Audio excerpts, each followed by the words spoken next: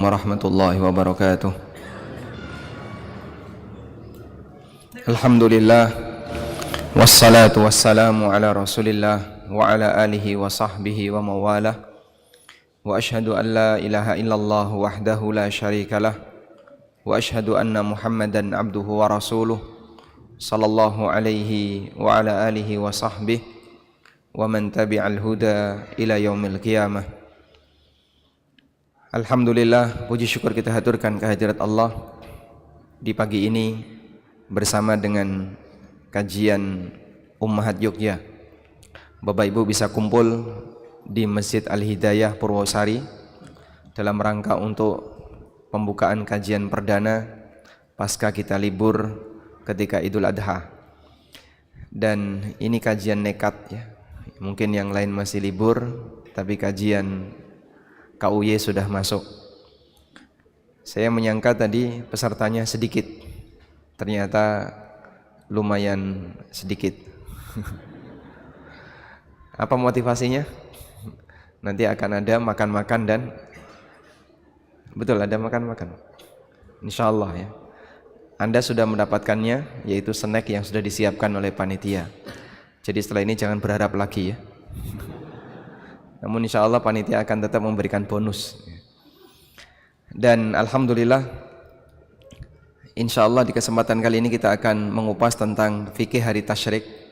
Mungkin kajiannya tidak panjang karena acara utamanya adalah acara untu, yaitu kegiatan makan setelah kajian. Sudah disiapkan artikel, semoga nanti bisa disimak bareng. Dan insya Allah akan di-share setelah kajian berakhir. Jadi untuk sementara silahkan fokus dengan menyimak keterangan yang ada di depan. Baik, kita akan baca terlebih dahulu. Tafadhol.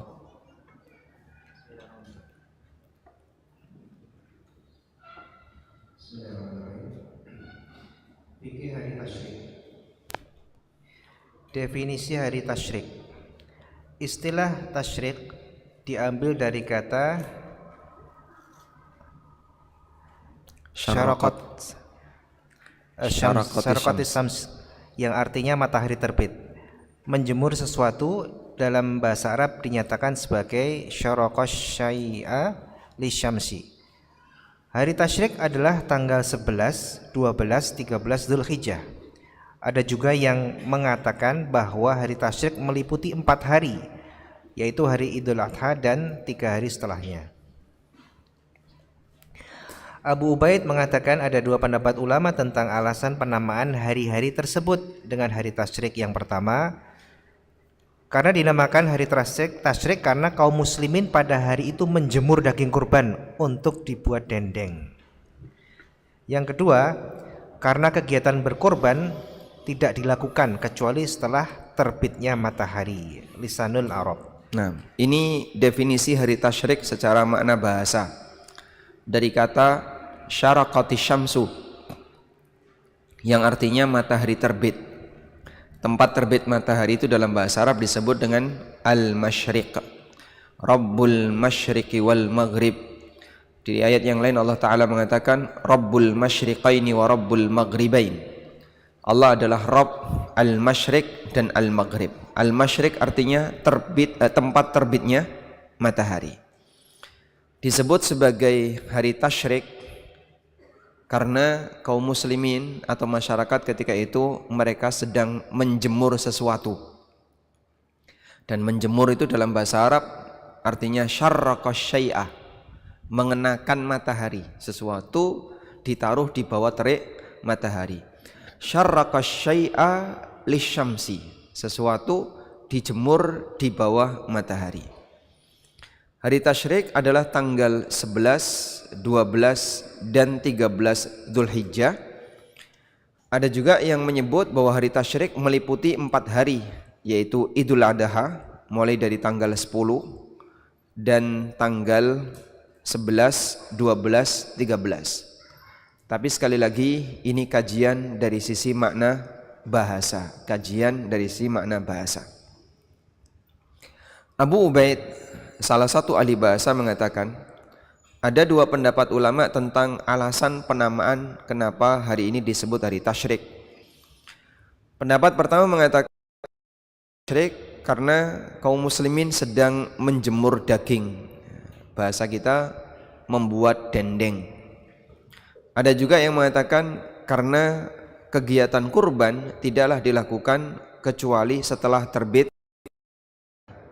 dan tanggal di mana kaum muslimin berkurban itu ada 4 hari. Hari menyembelih ada berapa hari? 4 hari. Tanggal berapa? 10 sampai 13 Dzulhijjah. Sehingga penamaan hari tasyrik secara makna bahasa ada 2, kembali kepada waktu menyembelih. Waktu menyembelih yaitu tanggal 10 sampai tanggal 13 Dzulhijjah. Dan yang kedua, kembali kepada kegiatan masyarakat,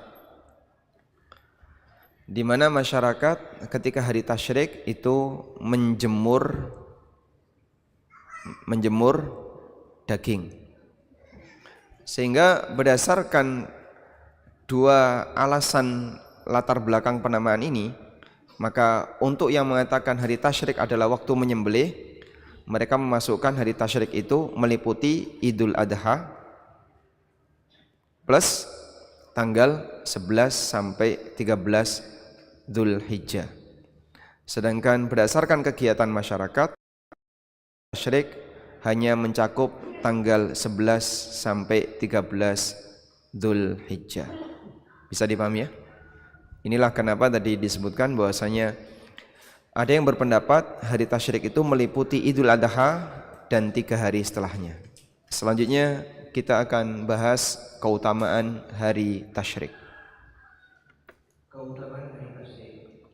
Allah berfirman, "Wadkurullaha fi ayyamin ma'dudat." Ingatlah Allah di hari-hari yang terbilang. Quran Surat Al-Baqarah 209.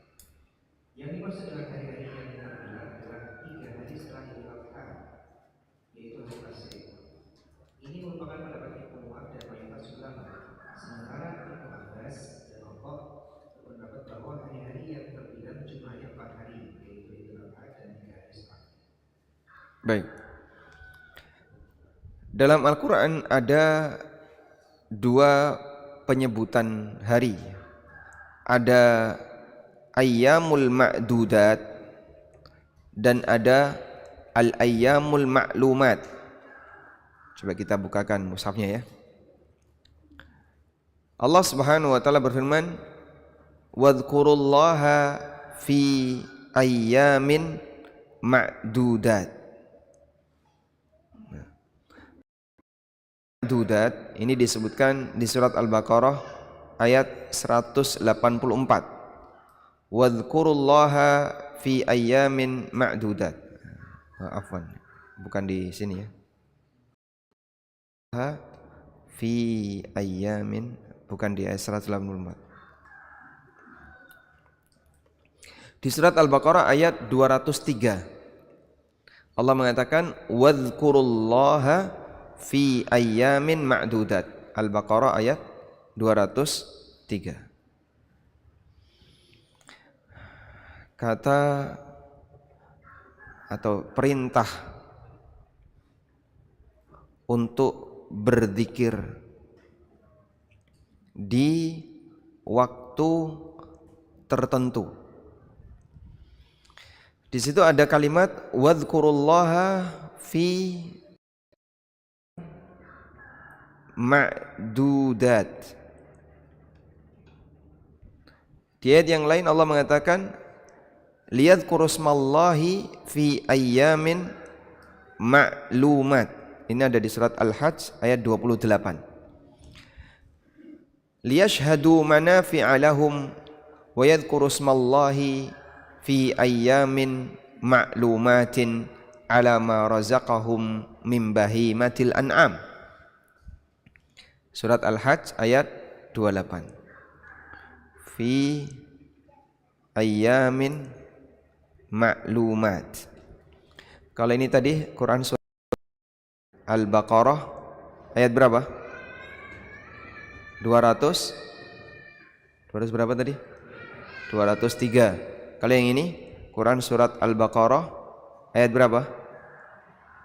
Ayat 28. Surat Al-Hajj ayat berapa?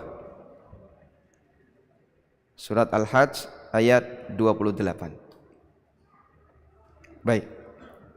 Nah, dan dua-duanya adalah momentum di mana kita diperintahkan oleh Allah untuk memperbanyak ingat kepada Allah. Kita diperintahkan untuk mengingat kepada Allah setiap saat. Tapi ada momentum tertentu lebih ditekankan lagi untuk mengingat kepada Allah Subhanahu wa taala. Dan ini menunjukkan bahwasanya berzikir kepada Allah di waktu ini lebih istimewa pahalanya. Sekarang kita lihat apa tafsirnya. Lihat keterangan Ibnu Katsir. Tafadhal. Ibnu Katsir. Ibnu Katsir mengutip keterangan Ibnu Abbas yang artinya Ibnu Abbas mengatakan yang dimaksud dengan al-ayyaman al-ma'dudat atau hari-hari yang terbilang adalah hari-hari tasyrik. Sedangkan al-ayyam al-ma'lumat yaitu hari-hari yang telah diketahui adalah 10 hari pertama di bulan Dzulhijjah. Baik. Al-ayyam al-ma'dudat atau hari-hari yang berbilang, di sini maknanya apa tadi? Hari tasyrik. Ini adalah hari tasyrik. Sedangkan ayyam ma'lumat maknanya apa tadi? 10 hari pertama Dzulhijjah. 10 hari pertama Dzulhijjah. Di dua momentum inilah kita diperintahkan oleh Allah untuk memperbanyak zikir, sehingga berdasarkan dua ayat ini maka takbiran dimulai dari tanggal 1 sampai 13 Dzulhijjah. Disitulah ada syariat untuk memperbanyak takbiran dalam rangka untuk memperbanyak berzikir kepada Allah Subhanahu wa taala. Maka kita berzikir kepada Allah fi ayyamin ma'dudat wa fi ayyamin ma'lumat. Kami tekankan lagi ya. Waktu zikir. Waktu zikir itu kapan saja, Pak? Kapan waktu zikir? Setiap saat. Setiap saat. Tapi ada waktu tertentu di mana zikir ditekankan. Sehingga karena dia ditekankan, maka nilai pahala di waktu ini ketika dia pakai zikir lebih afdal. Kapan saja? Tanggal 1 sampai 13 Dzulhijjah. Maka Bapak membaca Allahu Akbar di selain waktu ini punya keutamaan. Tapi membaca Allahu Akbar di waktu ini jauh lebih istimewa. Makanya kita kalau bisa di waktu-waktu ini banyak dermimil baca subhanallah, alhamdulillah, Allahu Akbar, atau baca takbiran di setiap saat. Dan itu seharusnya sudah kita mulai sejak tanggal 1 kemarin. Kita dermimil takbiran baik dengan dikeraskan maupun tidak dikeraskan, semuanya rajin berzikir. Karena ini adalah hari-hari di mana kita disyariatkan untuk banyak zikir. Kita lanjutkan. Allah Ta'ala mengistimewakan hari tasyrik dengan Allah jadikan hari ini sebagai waktu istimewa untuk berzikir, sehingga Allah perintahkan kaum muslimin untuk memperbanyak zikir di hari ini. Dalam hadis dari Abdullah bin Qurt radhiyallahu anhu, Nabi SAW bersabda, "A'dhamul ayyami indallahi yaumun nahr, thumma yaumul qar." Hari yang paling agung di sisi Allah adalah hari kurban atau Idul Adha, kemudian hari Al-Qar. Hadis riwayat Abu Dawud, Ibnu Khuzaimah dan disahihkan oleh Al-Albani. Yang dimaksud dari hari Al-Qar adalah tanggal 11 Dzulhijjah. Ini berdasarkan keterangan Ibnu Khuzaimah bahwa Abu Bakar mengatakan bahwa hari Al-Qar adalah hari kedua setelah hari kurban. Baik. A'zamul ayyam indallah yaumun nahar. Hari yang paling agung di sisi Allah adalah hari An-Nahar, yaitu Idul Kurban. Tsumma yaumul qar, kemudian hari Al-Qar. Apa yang dimaksud dengan yaumul qar?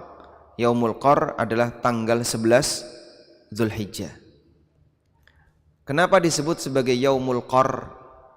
Al-qar artinya menetap. Karena kaum muslimin di tanggal 11 Zulhijjah mereka menetap di Mina, sehingga tidak pindah dari Mina melanjutkan kegiatannya setelah tanggal 10. Kaum muslimin berada di Mina selama berapa hari? Di Mina saat haji. Di Mina saat haji dimulai dari tanggal 10 dilakukan Jumrah Aqabah, kemudian nanti tanggal 11, 12, 13. Di tanggal 11 sampai 13 ini lempar 3 jumrah. Sedangkan di tanggal 10 lempar 1 jumrah, yaitu Jumrah Aqabah saja. Maka setelah selesai kegiatan di tanggal 10, mereka tidak meninggalkan Mina. Di Mina. Maka tanggal 11 ini disebut dengan hari menetap, yaitu Yaumul Qar. Disebut sebagai Yaumul Qar karena kaum muslimin ketika itu mereka menetap di Mina. Tanggal 12 kaum muslimin tetap berada di Mina, tapi di sini mulai ada bagi siapa yang melakukan nafar awal. Sehingga yang mau meninggalkan Mina untuk nafar awal baru tanggal 12. Bagi mereka yang mau menetap untuk tanggal 13, nanti mereka melakukan nafar tsani, baru meninggalkan Mina di tanggal 13 dengan melakukan nafar tsani. Sudah? Nafar itu artinya keberangkatan. Nafar awal berarti dia melakukan keberangkatan di hari pertama, yaitu tanggal 12. Maka di tanggal 11 berarti mereka tidak pindah sama sekali. Karena itulah tanggal 11 disebut dengan Yaumul Qar, hari di mana kaum muslimin menetap. Baik. Allah Subhanahu wa taala menjadikan Yaumul Adha dan Yaumul Qar sebagai hari yang istimewa. Karena itu kita dianjurkan untuk memperbanyak zikir di hari-hari itu. Sekarang kita lanjutkan. Di hari tasyrik dilarang puasa. Di hari tasyrik kita dilarang untuk berpuasa. Nabi SAW menyebutkan sebagai hari makan dan minum serta banyak berzikir kepada Allah.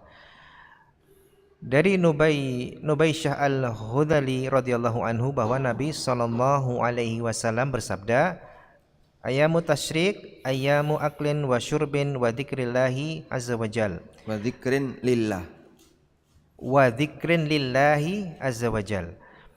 Hari tasyrik adalah hari makan, minum dan banyak mengingat Allah. Ibnu Rajab mengatakan, kita dilarang berpuasa pada hari tasyrik karena hari tasyrik adalah hari raya kaum muslimin di samping hari raya kurban. Karena itu tidak boleh puasa di Mina maupun di daerah lainnya menurut mayoritas ulama. Tidak sebagaimana pendapat Atha yang mengatakan sesungguhnya larangan puasa di hari tasyrik khusus bagi orang yang tinggal di Mina. Baik. Jadi ada hikmah besar kenapa kita disyariatkan tidak berpuasa saat hari tasyrik. Tidak berpuasa. Ya. Tujuannya apa? Biar agar apa? Kuat zikir. Sudah enggak puasa, tidur. Ini apaan itu? Sehingga seharusnya tidak berpuasa itu biar lebih banyak zikir, lebih banyak mengagungkan Allah, berlomba-lomba untuk zikir.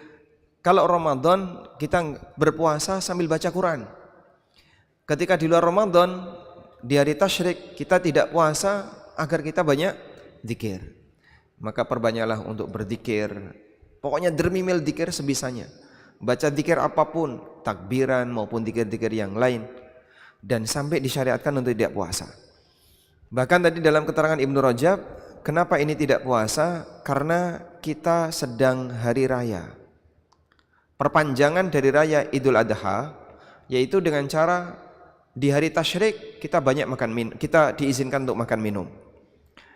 Dengan tujuan agar kaum muslimin banyak berzikir. Sekali lagi, banyak berzikir, dan kita kurang dalam hal ini. Selanjutnya Ibnu Rajab menjelaskan rahasia di balik larangan puasa di hari tasyrik. Ketika orang-orang yang bertamu di Baitullah telah mengalami keletihan karena perjalanan berat yang mereka lalui, di samping kelelahan setelah ihram dan melaksanakan manasik haji dan umroh, Allah mensyariatkan kepada mereka untuk beristirahat dengan tinggal di Mina pada hari kurban dan 3 hari setelahnya. Allah perintahkan mereka untuk makan daging sembelihan mereka. Di saat itulah mereka mendapatkan jamuan dari Allah karena kasih sayang Allah kepada mereka. Sementara itu kaum muslimin di belahan negeri yang lain turut menyemarakkan ibadah seperti yang dilakukan oleh jamaah haji. Kaum muslimin memperbanyak amalan ibadah selama 10 hari pertama di bulan Dzulhijjah. Mereka juga disyariatkan untuk memperbanyak zikir, bersungguh-sungguh dalam ibadah, dan bersama-sama berusaha menggapai ampunan Allah dengan menyembelih hewan kurban. Setelah itu mereka bersama-sama merayakan Idul Adha dan hari tasyrik. Setelah mereka lelah dengan memperbanyak ibadah, selanjutnya mereka beristirahat menikmati hidangan daging kurban di hari tasyrik. baik.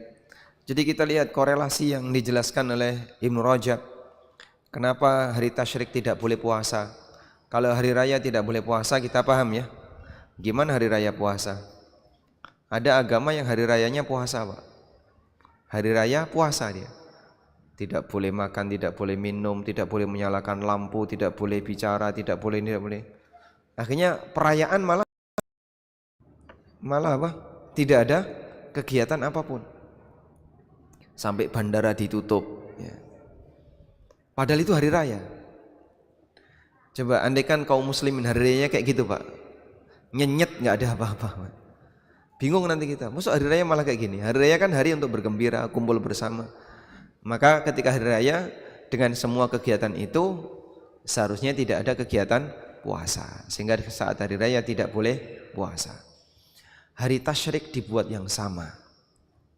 Agar kaum muslimin setelah mereka rajin ibadah di awal 10 pertama Dzulhijjah, terutama bagi para jamaah haji, kemudian mereka istirahat di hari menikmati hidangan dan memperbanyak bersyukur kepada Allah dengan berzikir. Memperbanyak bersyukur kepada Allah dengan berzikir. Maka sudah selayaknya jika hari untuk banyak zikir tidak kita pakai untuk maksiat. Sehingga aneh kalau ada orang di hari tasyrik malah joget-jogetan, pesta, bahkan habis makan daging sambil minum miras, dan dia bertindak jahat setelah diberi nikmat oleh Allah Subhanahu wa taala. Selanjutnya Allah syariatkan kaum muslimin untuk menjadikan hari ini sebagai hari makan-makan dan minum agar mereka bisa membantu mereka untuk semakin giat dalam berzikir, mengingat Allah dan melakukan ketaatan kepadanya. Dan itu merupakan bentuk syukur nikmat yang paling sempurna, di mana nikmat yang kita terima menjadi sarana untuk membantu agar semakin giat melakukan ibadah. Masya Allah, baik. Selanjutnya kita akan beralih ke amalan di hari tasyrik. Amalan di hari tasyrik. Mengingat keistimewaan hari tasyrik, sebagai orang yang beriman hendaknya kita maksimalkan upaya untuk mendapatkan limpahan rahmat dan pahala dari Allah pada hari itu. Berusaha untuk tidak menyia-nyiakan kesempatan emas ini, memperbanyak amal soleh dan berbagai bentuk ibadah kepada Allah. Hanya saja ada beberapa amal yang disyariatkan untuk dilakukan di hari tasyrik. Baik. Secara umum perbanyak amal soleh di hari tasyrik. Saya tanya, ya. Subuh tadi Bapak ngapain? Sholat subuh Pak Ustadz. Setelah itu kelelahan ya, tidur karena semalam wis mangan daging bareng. Sehingga kebanyakan tanggal 11 Dzulhijjah habis subuh tidur. Betul nggak? Coba yang tadi tidur jangan angkat tangan ya. Nah, yang nggak angkat tangan itu tidur. Karena banyak di antara kita ketika hari tasyrik ini adalah hari untuk istirahat dan nyantai. Padahal sebenarnya bisa dipakai untuk memperbanyak zikir. Istirahat tapi sambil berzikir kepada Allah. Kita lihat sekarang beberapa amalan di hari tasyrik. Yang pertama, amalan yang pertama yaitu anjuran memperbanyak berzikir. Allah Subhanahu wa taala berfirman, "Wadhkurullaha fi ayyamin ma'dudat." Ingatlah Allah di hari-hari yang terbilang, yaitu di hari tasyrik. Siapa yang menafsirkan ayamin ma'dudat adalah hari tasyrik? Tafsir siapa tadi? Radhiyallahu anhuma. Fi ayamin ma'dudat maknanya adalah di hari tasyrik. Wadhkurullaha fi ayamin ma'dudat. Perbanyaklah mengingat Allah di hari-hari yang terbilang, yaitu hari tasyrik. Selanjutnya, dari Nubaisyah al-Hudhali radhiyallahu anhu bahwa Nabi sallallahu alaihi wasallam bersabda yang artinya hari tasyrik adalah hari makan, minum dan banyak mengingat Allah. Zikir pada hari tasyrik bisa dilakukan dalam beberapa bentuk, di antaranya yang pertama, melakukan takbiran setiap selesai sholat wajib sebagaimana yang dilakukan oleh para sahabat, seperti praktek Umar bin Khattab radhiyallahu anhu bahwa beliau dulu bertakbir setelah sholat subuh pada tanggal 9 Dzulhijjah sampai setelah zuhur pada tanggal 13 Dzulhijjah.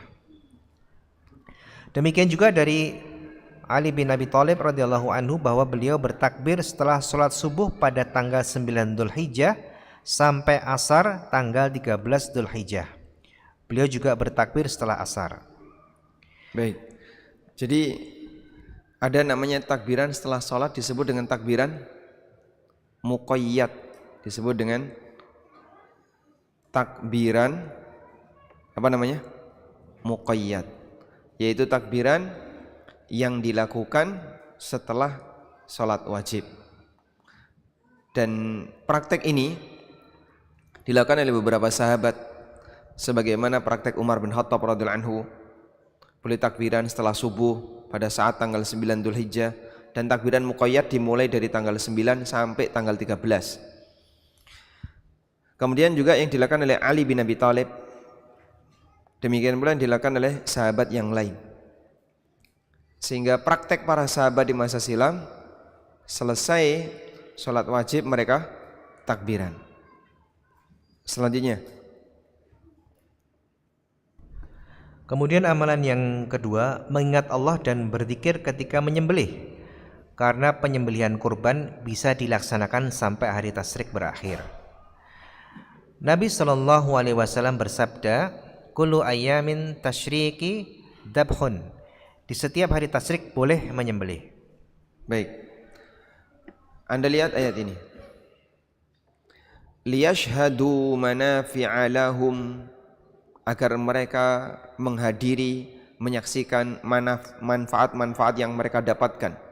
Wa yadhkuru smallahi, dan mereka mengingat nama Allah fi ayyamin ma'lumat, di hari-hari yang telah ditetapkan. Ala ma razaqahum, di hari-hari yang telah diketahui. Ala ma razaqahum, terhadap apa yang Allah berikan kepada mereka, mim bahimatil an'am, berupa binatang ternak. Agar mereka menyebut nama Allah di hari-hari penyembelian terhadap binatang ternak. Maksudnya apa? Saat melihat hewan kurban itu takbiran. Sebagian ulama menganjurkan, kalau Anda melihat hewan kurban, ingat nama Allah. Nah, makna mengingat nama Allah terhadap binatang ternak di hari kurban itu apa? Ada dua. Pertama adalah saat mau menyembelih, dia menyebut nama Allah. Bismillah, Allahu Akbar. Kemudian sebagaimana orang musyrik ketika mereka mau sajen, mereka menyebut nama selain Allah. Maka kaum muslimin saat mau menyembelih kurban, mereka mengagungkan nama Allah. Bismillah, Allahu Akbar. Yang kedua, yang dimaksud dengan mengingat nama Allah terhadap binatang ternak adalah saat melihat hewan kurban itu takbiran. Maka Bapak Ibu kalau melihat hewan kurban langsung takbiran, Allahu Akbar, Allahu Akbar. Dalam momentum ketika melihat hewan kurban, maka praktek yang dilakukan oleh masyarakat sudah benar tapi kurang semarak. Kita sebut kurang semarak karena masih banyak orang yang ketika lihat hewan kurban ya diam saja. Bahkan ketika menyembelih dia cukup membaca bismillah saja, walaupun sebenarnya disyariatkan untuk membaca bismillahi Allahu Akbar. Disinilah kita bisa memahami berkaitan dengan menyembelih ya. Menyembelih untuk selain kurban cukup bismillah. Cukup basmalah saja ya. Sedangkan untuk kurban bacaannya bismillah, yang ini syarat halal plus takbir Allahu Akbar. Maka bismillahi wallahu akbar ini yang dibaca oleh Nabi SAW saat beliau menyembelih kurban. Kalau sembelihan yang lain tidak perlu Allahu Akbar. Nah, zikir liyadhkuru smallahi fi ayyamin ma'lumatin ala ma razaqahum min bahimatil an'am, agar mereka menyebut nama Allah di hari-hari tertentu terhadap binatang ternak. Maksudnya adalah saat dia mau proses menyembelih, dia berzikir kepada Allah Subhanahu wa taala dengan membaca bismillah Allahu Akbar. Selanjutnya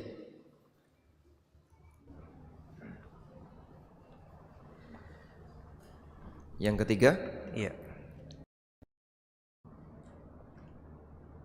Yang ketiga, mengingat Allah dengan membaca basmalah sebelum makan dan hamdalah setelah makan. Rasulullah Shallallahu Alaihi Wasallam bersabda yang artinya, sesungguhnya Allah ridho terhadap hamba yang makan sesuap makanan kemudian memuji Allah, atau minum seteguk air dan memuji Allah karenanya. Jadi setelah makan memuji Allah, setelah makan dan minum memuji Allah dapat ridho Allah. Sudah dapat nikmat, cukup bermodal alhamdulillah, dia dapat apa? Ridho Allah. Selanjutnya yang keempat, mengingat Allah dengan melantunkan takbir ketika melempar jumroh di hari tasyrik yang hanya dilakukan oleh jamaah haji. Terhadap hadis Aisyah yang mengatakan sesungguhnya pelemparan jumroh dan sa'i antara Safa dan Marwah disyariatkan untuk menegakkan zikir kepada Allah. Baik, makanya pada saat lempar jumroh yang dibaca apa? Takbir. Allahu Akbar. Allahu Akbar. Allahu Akbar. Allahu Akbar. Sambil melempar kerikil itu baca Allahu Akbar. Allahu Akbar. Sehingga bertakbir mengagungkan nama Allah saat melempar jumrah. Hadis ini menyatakan innama ju'ila ramyul jimar was-sa'yu bainas safa wal marwah.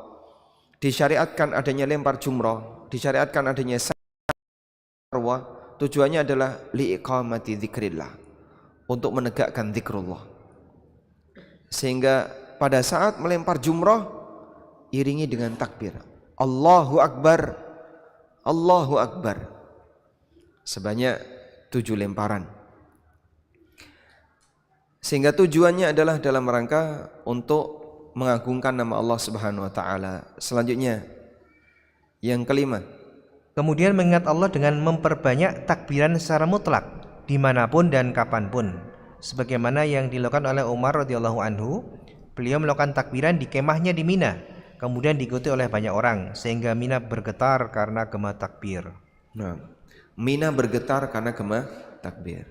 Walhamdulillah. Ini amalan tentang zikir. Jadi zikir pagi petang kalau bisa hari tasyrik ini makin serius ya. Kalau yang biasanya wahdahu la syarikalah lahul mulku wa lahul hamdu wa huwa ala kulli syai'in qadir, enggak genep 1 karena baru setengah sudah merem. Maka untuk hari tasyrik kalau bisa Anda baca sampai 10 kali minimal atau 100 kali lebih bagus. Sehingga di hari tasyrik kita banyak zikrullah. Selanjutnya, amalan yang kedua. Amalan yang kedua, memberdoa kepada Allah. Sebagian ulama menganjurkan untuk memperbanyak berdoa di hari ini. Ikrimah, murid Ibnu Abbas, mengatakan doa berikut dianjurkan untuk dibaca pada hari tasyrik, yaitu Rabbana atina fid dunya hasanah wa fil akhirati hasanah wa qina adzabannar. Doa ini yang kita kenal dengan doa sapu jagat, dan memang demikian. Doa ini dianggap sebagai doa yang isinya mengumpulkan semua bentuk kebaikan dan menolak semua bentuk keburukan. Karena itulah doa ini menjadi pilihan yang sangat sering dilantunkan oleh manusia terbaik, yaitu Rasulullah Sallallahu Alaihi Wasallam. Anas bin Malik mengatakan doa yang paling banyak dilantunkan oleh Nabi Sallallahu Alaihi Wasallam adalah Rabbana atina fid dunya hasanah dan seterusnya. Di samping itu, doa merupakan bentuk mengingat Allah yang sangat agung, berisi pujian dan harapan manusia kepada Tuhannya, sehingga hari ini menjadi hari yang istimewa untuk memperbanyak doa. Baik, Anda lihat ini. Di surat Al-Baqarah, Allah Subhanahu wa taala menjelaskan tentang haji. Tepatnya adalah mulai dari ayat 197. Al-hajju ashhurum ma'lumat faman farada fihinnal hajja fala rafasa wala fusuqa wala jidala fil hajj. Ayat 198 juga menjelaskan tentang masalah haji, syariat apa yang harus dilakukan setelah orang meninggalkan Arafah. Kemudian ayat 199 perintah untuk memperbanyak istighfar setelah orang itu bertolak meninggalkan Arafah. Kemudian di ayat 200 syariat untuk banyak berzikir pada saat orang sudah selesai manasik. Sudah? Nah, di bagian ini Allah sebutkan doa manusia.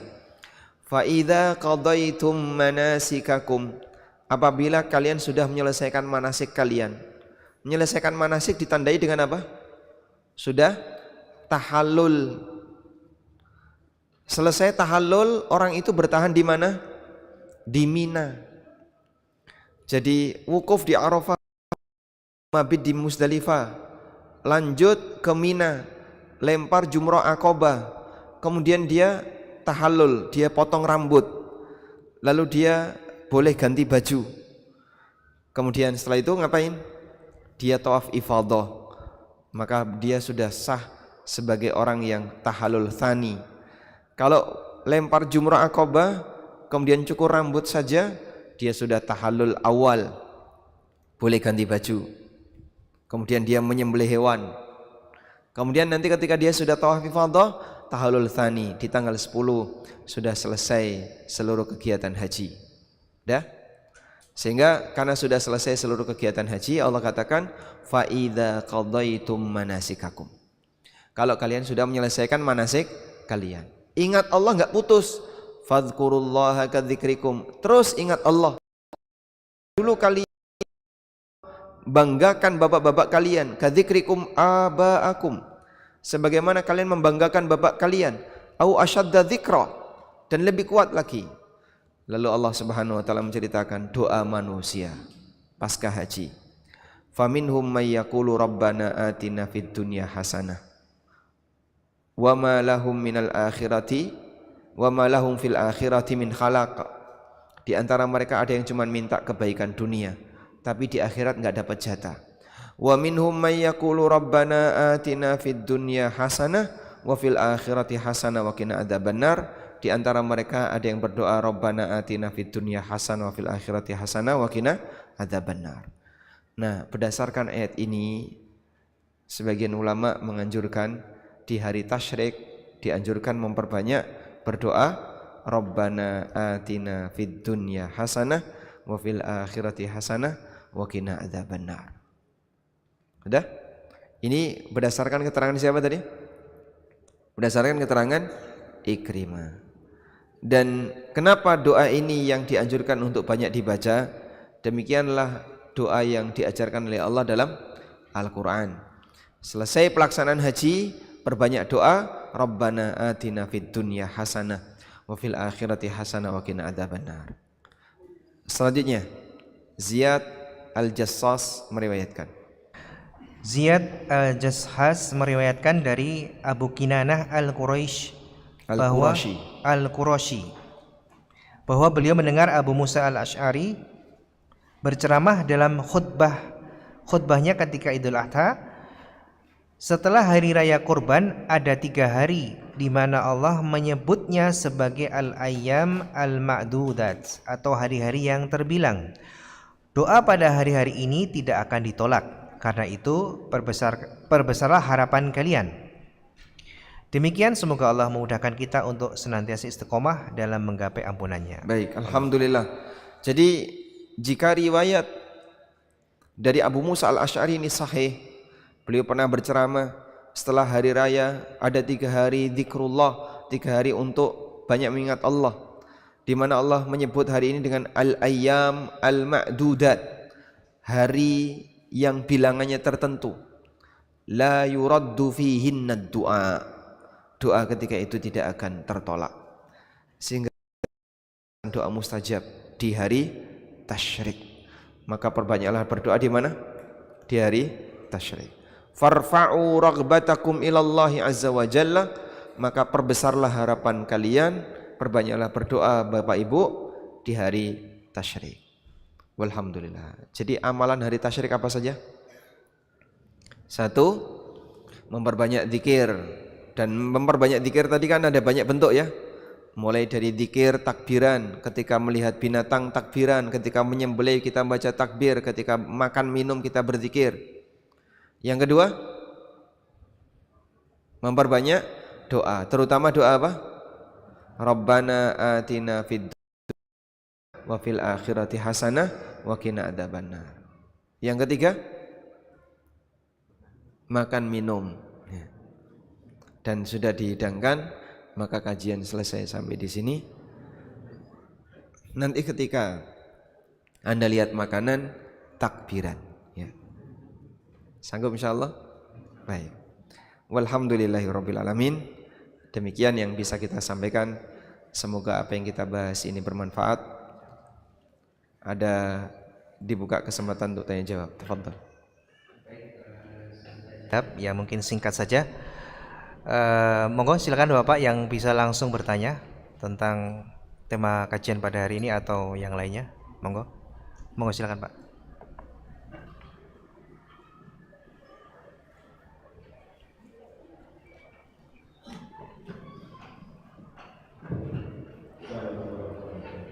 Waalaikumsalam warahmatullahi wabarakatuh.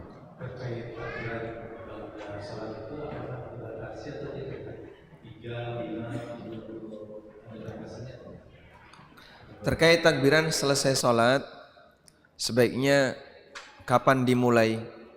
Sebaiknya dimulai setelah istighfar, Allahumma antas salam wa minkas salam tabarakta ya dzal jalali wal ikram, lalu Anda takbiran. Lalu berapa jumlahnya? Apakah dibatasi 3 atau 5? Tidak ada batas. Sehingga takbiran boleh berapapun. Makin banyak makin bagus. Maka di sini ada pengalihan amalan. Dari amalan A beralih ke amalan B karena momentumnya berbeda. Sehingga biasanya zikir-zikir ini maka ganti yang itu karena momentumnya adalah momentum hari tasyrik.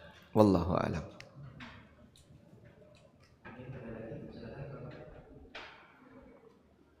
Dari ibu yang menulis di kertas, silakan untuk bertanya.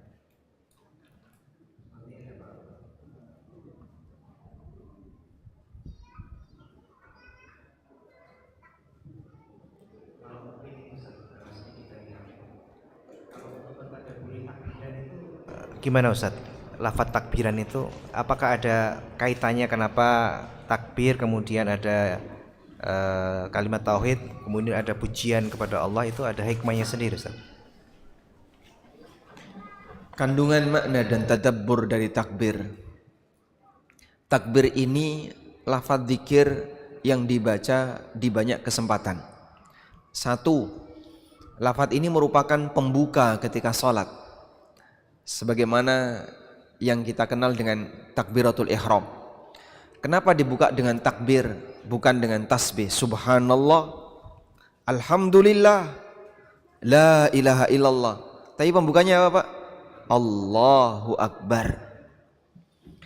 Untuk menegaskan bahwasanya manusia dengan takbir dia harus mengakui Allah yang paling besar melebihi segala sesuatu. Kau tinggalkan segala urusanmu yang lain. Akbaru min kulli syai', dialah zat yang paling besar dibandingkan segala sesuatu, sehingga tidak ada urusanmu yang lebih besar daripada urusan Allah. Maka mengerjakan salat. Makanya hikmah kenapa pembukaannya adalah takbir, karena ini memberikan penekanan kepada hamba untuk mengagungkan Allah setinggi-tingginya agar dia meninggalkan urusan-urusan dia yang lain. Yang kedua, kita disyariatkan untuk baca takbir saat kita takjub. Sehingga ketika kita takjub baca Allahu Akbar, mengagungkan Allah Subhanahu wa taala. Agar kita ingat Allah ketika kita melihat makhluk yang membuat kita heran, yang membuat kita takjub. Membuat kita takjub agar kita tidak fokus dengan makhluk tersebut, maka kita ingat dengan mengucapkan Allahu Akbar, membesarkan pencipta di saat kita melihat ada makhluk yang membuat kita heran. Yang ketiga, kalimat takbir dibaca saat kita bersyukur kepada Allah. Maka ketika kita mendapatkan sebuah nikmat yang besar, kita mengucapkan Allahu Akbar. Dia zat yang maha besar, melebihi besarnya nikmat yang Allah berikan kepadaku. Agar kita lebih fokus kepada yang memberi nikmat, bukan fokus kepada nikmat.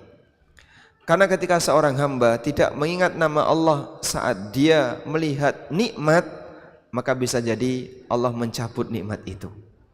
Karena itulah kenapa ada penyakit ain. Ada penjelasan yang disampaikan oleh Ali Al-Qari, Mula Ali Qari. Mula Ali Qari rahimahullah menjelaskan kenapa terjadi ain. Sehingga orang kalau melihat sebuah benda tertentu, kemudian dia heran, dia takjub, tapi dia tidak bersyukur kepada Allah, lalu dibuat ain. Karena Allah Subhanahu wa taala tidak ridha. Allah tidak ridha ketika ada makhluk yang lebih ingat kepada makhluk yang lain, tapi justru melupakan yang menciptakan. Allah enggak ridha, sehingga sebagai hukumannya maka makhluk yang menjadi sebab orang itu lupa kepada Allah dibuatlah jadi ain, kena musibah, baik bentuknya benda maupun manusia maupun yang lainnya. Karena itu kita disyariatkan kalau mensyukuri sesuatu kita baca Allahu Akbar untuk mengingat zat yang memberi nikmat, ya, melebihi dari apa yang kita ingat dari kenikmatan yang Allah berikan kepada kita. Sehingga syukur bisa dengan ungkapan Alhamdulillah, bisa dengan ungkapan takbir Allahu Akbar.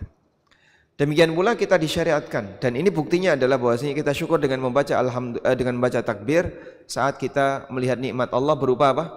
Binatang ternak.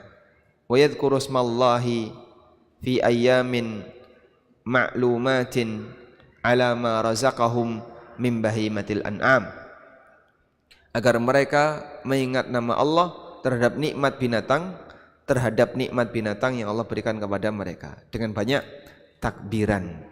Nah, dan takbir kita baca ketika di momentum hari raya sebagai wujud rasa syukur kita kepada Allah Subhanahu wa taala. Sehingga tujuannya adalah kenapa takbir? Agar kita ingat kepada zat yang memberi nikmat, bukan kepada fokus kepada nikmat tersebut. Karena kebanggaan orang dengan nikmat akan membuat dia jadi lupa, jadi lalai terhadap zat yang memberi nikmat. Wallahu a'lam. Kita baca cukup banyak, ini kita ringkas saja nggih untuk pertanyaan dari ibu-ibu. Mohon maaf jika ada yang belum terbaca. Yang pertama adalah terkait dengan takbiran dan juga hewan korban, Ustaz. Untuk terkait dengan takbiran, apakah takbiran itu memang hanya dibatasi ketika malam Idul Fitri dan tanggal 1 sampai 13 Dzulhijjah, pembatasan satu-satu. Kemudian yang kedua terkait dengan hewan kurban.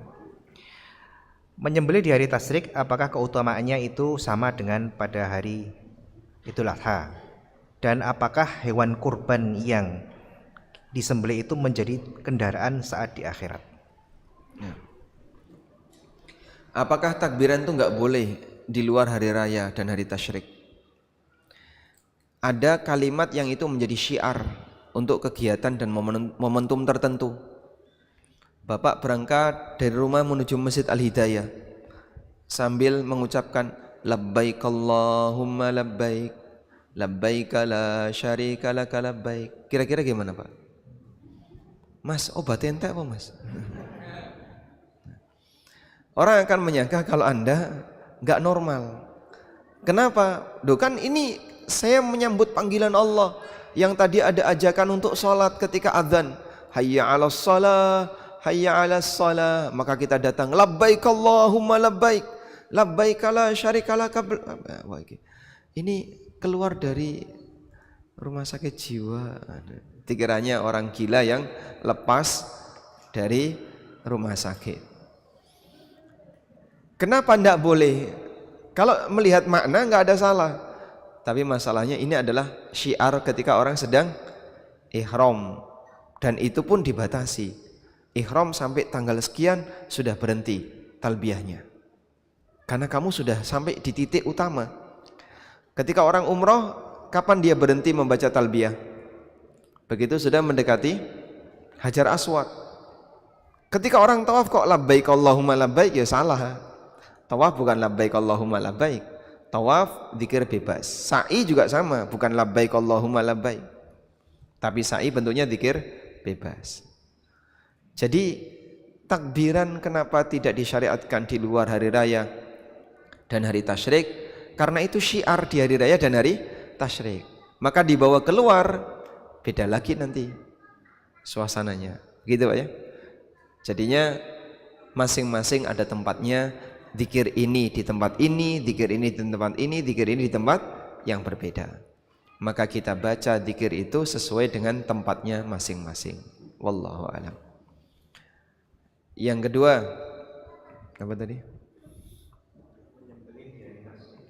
Apakah keutamaan menyembelih di hari tasyrik sama sebagaimana menyembelih saat Idul Adha?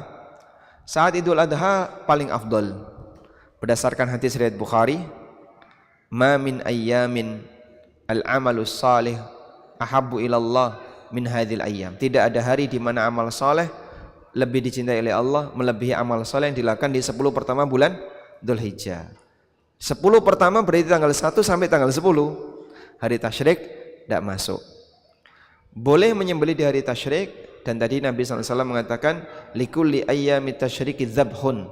Di setiap hari tasyrik itu ada proses menyembelih. Artinya diizinkan untuk menyembelih di hari tasyrik. Maka tidak masalah menyembelih dilakukan di hari tasyrik. Tapi secara afdoliyah tanggal 10 paling afdol. Nah, Tunggangan di akhirat. ada sebuah hadis yang menyebutkan, perbaikilah atau gunakanlah hewan kurban yang terbaik. Fa innahu khairu matayakum yaumal qiyamah. Karena itu akan menjadi kendaraan kalian besok di hari kiamat. Tapi hadis ini dhaif jiddan. Karena statusnya dhaif jiddan, sehingga tidak bisa kita jadikan sebagai dalil. Maka enggak ada ceritanya hewan kurban akan menjadi kendaraan kita di hari kiamat. Sebab sumbernya adalah hadis yang tidak valid. Wallahu a'lam. Baik, walhamdulillahirabbil alamin. Demikian yang bisa kita bahas, semoga bermanfaat. Wassallallahu ala nabiyyina Muhammadin wa ala alihi wa sahbihi wasallam. Wa akhiru da'wana anil hamdulillahirabbil alamin. Wassalamu alaikum warahmatullahi wabarakatuh.